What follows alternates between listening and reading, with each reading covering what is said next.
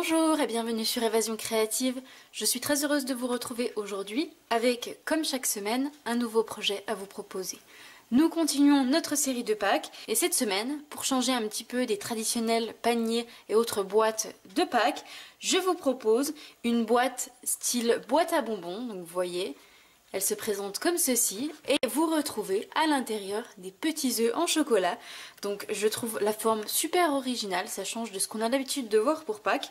Vous avez l'ouverture juste ici, alors vous allez pouvoir ajouter 8 à 10 petits œufs à l'intérieur. Vous avez ici une petite fenêtre qui vous laisse apparaître les petits œufs à l'intérieur. Mon papier étant déjà très garni, j'ai ajouté seulement 2 petits papillons juste ici pour habiller mon petit bonbon. Et voilà ce que l'on obtient, que ce soit à offrir sur votre table de Pâques ou à disperser dans le jardin. Je trouve que l'idée est vraiment très sympa. Donc si ce projet vous intéresse, je vous invite à rester avec moi. Donc pour réaliser cette petite boîte à la forme de bonbons, il vous faudra un morceau de papier design. Donc moi je continue avec le papier de la série Partagez ce que vous aimez, qui contient plein de petits motifs nacrés. J'adore cette collection et je trouve qu'elle convient parfaitement pour le thème de Pâques, puisque c'est une collection très printanière. Donc il vous faudra un morceau qui mesure 13 cm par 17 cm. Nous allons tout d'abord avoir besoin de notre coupe-papier, puisque nous allons marquer des plis. Tout d'abord, nous allons prendre notre papier dans la hauteur. Nous allons marquer 2 plis. Nous allons marquer un pli à gauche et à droite à 1,5 cm.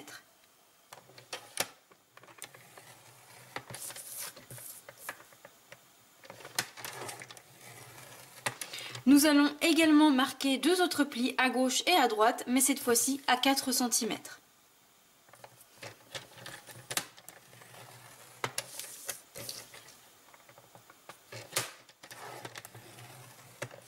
Une fois les 2 marques faites de chaque côté, nous allons retourner notre papier à l'horizontale.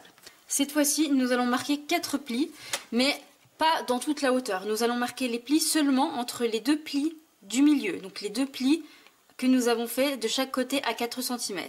Donc vous avez une ligne ici, une ligne ici, une ligne ici de plis, une ligne ici. Nous allons faire nos 4 marques de plis ici, vraiment au centre uniquement entre ces 2 lignes de plis. Donc nous allons faire une première ligne de pli à 1 cm. Donc, grâce à mon petit outil de pli, vous voyez qu'ici j'ai juste un petit repère. Donc je vais simplement placer mon petit repère sur ma ligne de pli, d'où il faut que je parte, et la faire arriver sur la ligne de pli où je dois m'arrêter. Donc vraiment c'est un petit repère super utile. Et de cette manière je suis sûre que mon pli est uniquement de cette ligne-là à cette ligne-là. Ensuite, une fois que vous avez fait votre premier pli à 1 cm, nous allons faire un autre à 4 cm.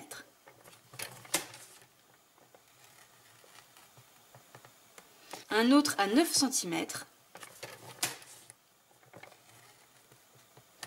Et enfin un dernier à 12 cm.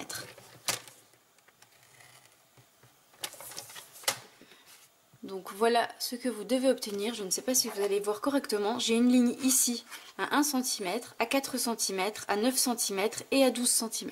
Nous allons encore marquer quelques plis. Donc cette fois-ci, nous allons marquer les plis uniquement dans la partie du haut et du bas. Donc la partie qui mesure 1,5 cm. Donc vous avez un pli qui s'arrête là, un pli qui s'arrête là. Donc on va faire un pli uniquement de là à là et en bas également de là à là. Donc nous allons faire un pli à 2,5 cm.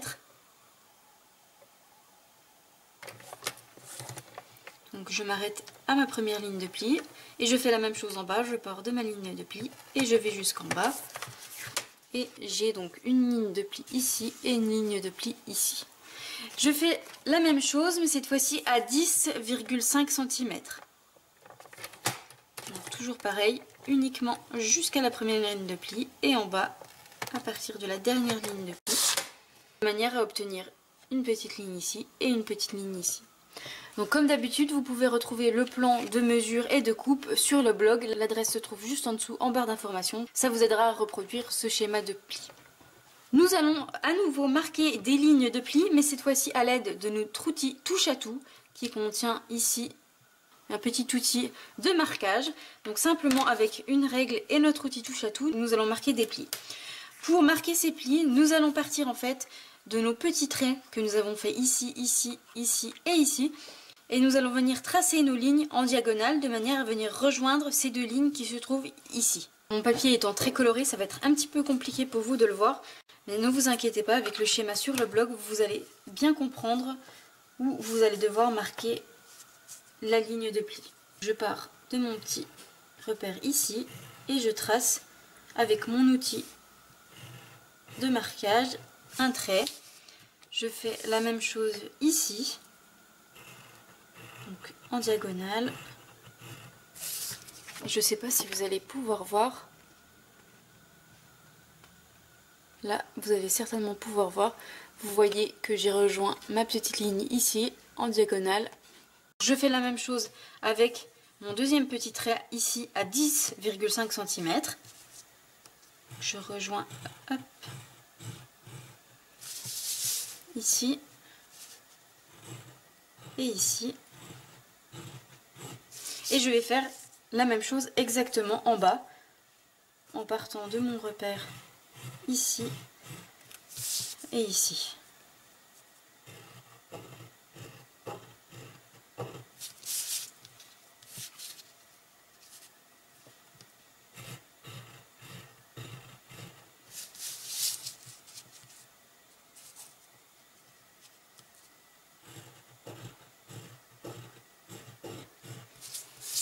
Une fois que nous allons marquer toutes nos lignes de plis, nous allons pouvoir les marquer à l'aide de notre plioir en os.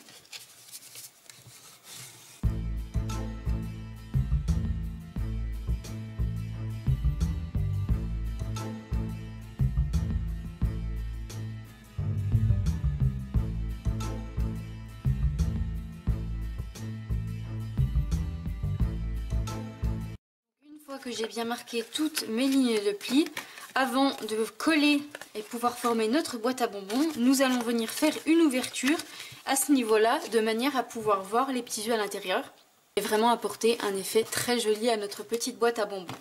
Pour cela, je vais utiliser nos Fremlit pyramides de carré.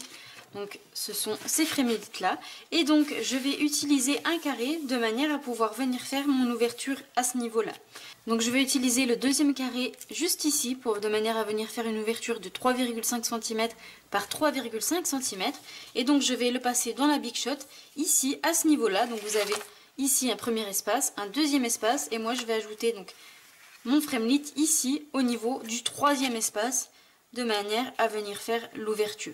Avec le Fremlit qui est juste la taille au-dessus de mon carré, donc qui est, vous voyez, à peine plus grand, je vais venir couper un morceau de papier vélin. C'est un morceau comme ceci, très épais, transparent, qui va donc laisser apparaître notre fenêtre. Et donc je vais découper ce plus grand carré dans mon papier vélin, de manière à pouvoir faire notre fenêtre. Pendant que je suis avec la Big Shot, je vais également découper le petit contour de ma fenêtre. Vous voyez, je trouve que cette petite démarcation tout autour marque bien notre fenêtre et je trouve que l'effet est très joli. Pour cela, je vais utiliser mes carrés festonnés. Donc je vais venir placer ce petit carré à l'intérieur de mon carré festonné, de cette manière, dans du papier murmure blanc, pour obtenir le contour de ma fenêtre festonnée. Donc je passe tout ça dans la Big Shot et je vous retrouve juste après.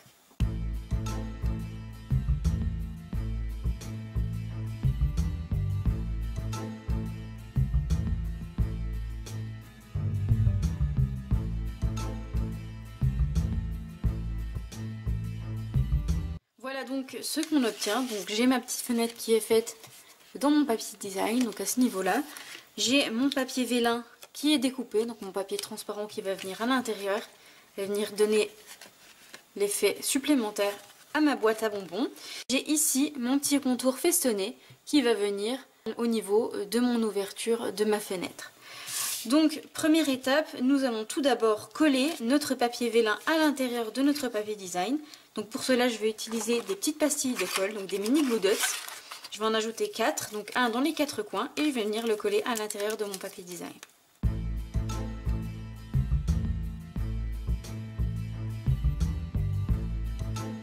Donc une fois qu'il est collé, vous voyez qu'on a notre fenêtre qui apparaît à l'extérieur. Une fois notre morceau de papier vélin collé, je vais pouvoir coller ma petite bordure festonnée sur le devant de mon ouverture, simplement à l'aide de ma colle multi-usage. Je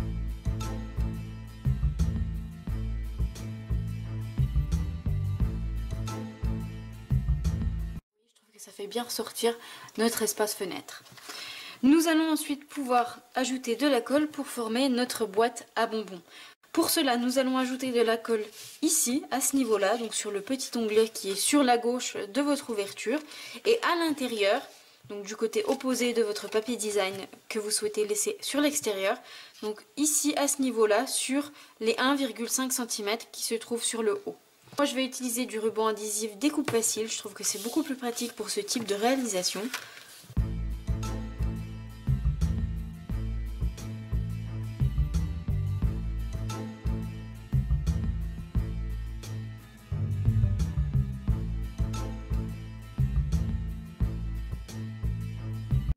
Ensuite passer au collage. Pour cela vous allez plier le côté gauche, donc ici vous avez votre colle, vous allez le replier de cette manière et vous allez venir rabattre le côté droit sur l'espace où vous avez de la colle, en faisant attention de bien être aligné de chaque côté.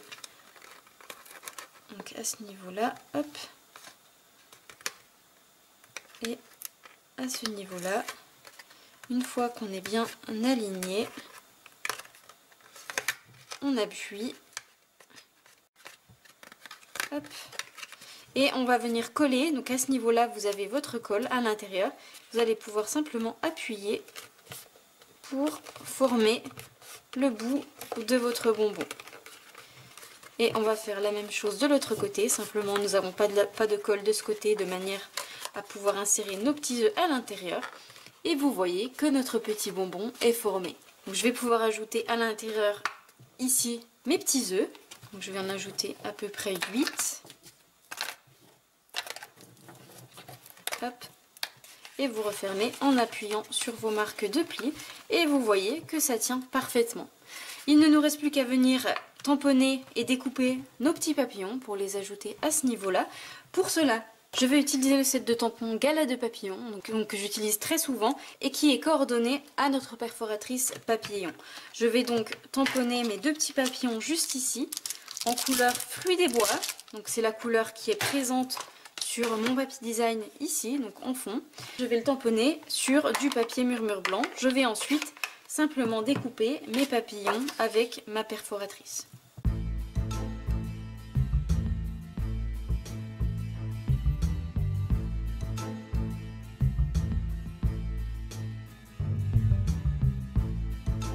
Papillons qui sont tamponnés, je vais les découper simplement ensuite avec ma perforatrice.